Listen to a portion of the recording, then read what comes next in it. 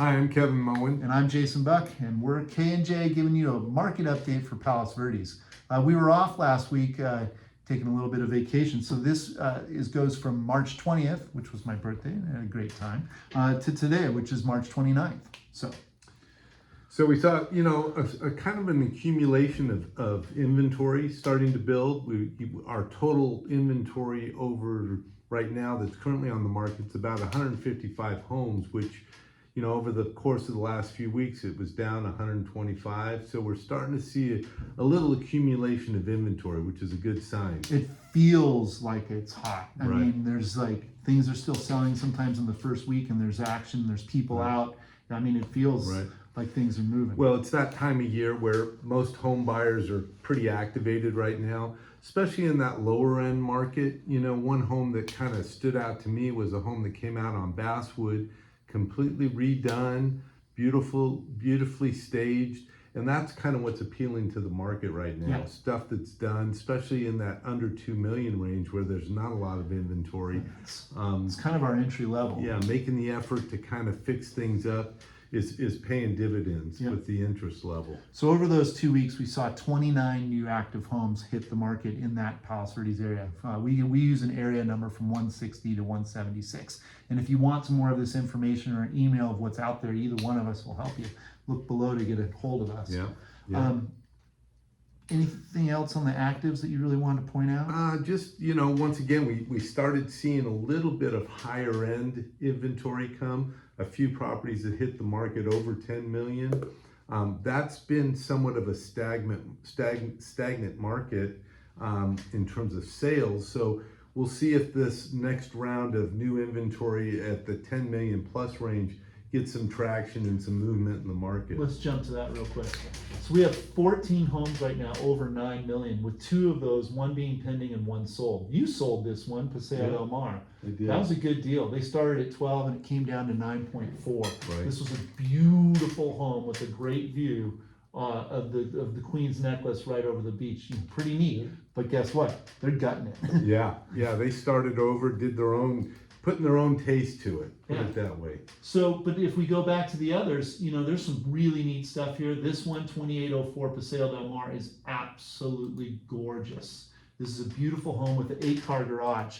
It's pretty unique. And we look at the rest of the list. There was another one that just came out on Lower Paseo La Cresta. The grounds on this look amazing. The pool house and the house. So I have a theory that since we had the fires and a lot of those people wanted to stay in their lifestyle, that they're buying in Brentwood, West Hollywood, and some in Manhattan Beach. And those markets have really just gone maybe 10, 15% appreciation, a lot of activity, a lot of interest.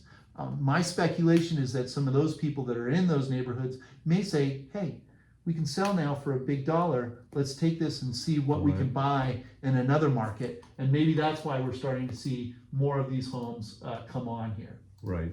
It's the dynamics of the fires that occurred up in the west side and the Palisades had a tremendous impact on the Manhattan Beach market. And like you said, those prices escalated. We look like a relatively good high-end value in comparison to a lot of properties. And there's really interesting parts that support that. In some cases, people feel that Palos Verdes is actually undervalued when you look at the size of the lot, the distance between the homes, and a lot of that stuff in the Palos Verdes estates market is dependent upon the way that they set up the homes association. You can only build on 30% of your lot. You have very strict building codes and rules. Those things all add into more of an environmental feeling that's like the lifestyle of just luxury. It's really it's really neat.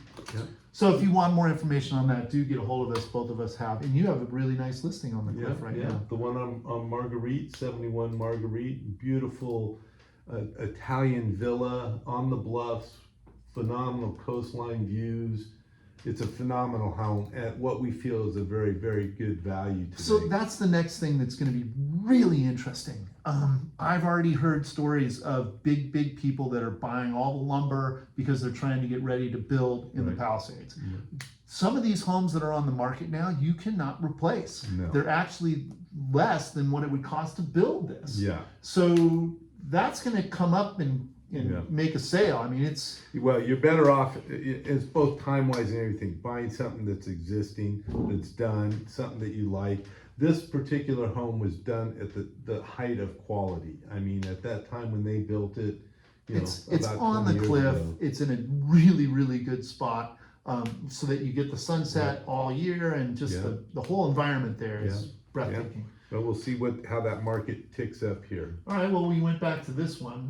This is an active home. It just came on. This is my listing. This is down in the Lower Portuguese Bend Beach Club, which is pretty unique because there are really no private beaches or private gated communities along the California coastline, Right. as far as I'm aware. And so this has a private beach down below, with these palapas and all this. I mean, the house is right here, and you have all this coastline to enjoy. It's really spectacular. And what you can't see here is where the end of this is. There is some, this area has not shown a lot of movement per se. There isn't any big structural issues in this direct area. There is further to the north, but for the most part, this neighborhood has survived pretty well. These homes here are all now lifted, and there was movement down below, but we can get into that if you're interested. There's another one that we just listed here on Cinnamon, which is also in the Upper Portuguese Bend gated area. Really, really beautifully architectural home, worth taking a look, but it leads to other conditions that are not of a normal home based on what's happening. The positive news in that general area is that there has been significant improvement in land movement, in stability of the area, people and utilities coming back. Correct. They're talking about bringing Edison back into this neighborhood. They just need another 2 weeks of no or very slight movement, which is what's been happening. Right. So yeah, a lot of stuff going on. It's a very unique area, very special area. People that live there are lifers. Yeah, they don't want to leave, there. and they're sticking it out. Yeah. And they still have the pumps going, so they're still draining the water out, and they're getting results. It's actually really helping. Yeah. All right, so that's our actives. We have now 14 that went into escrow. Anything good on that part of the list that you like?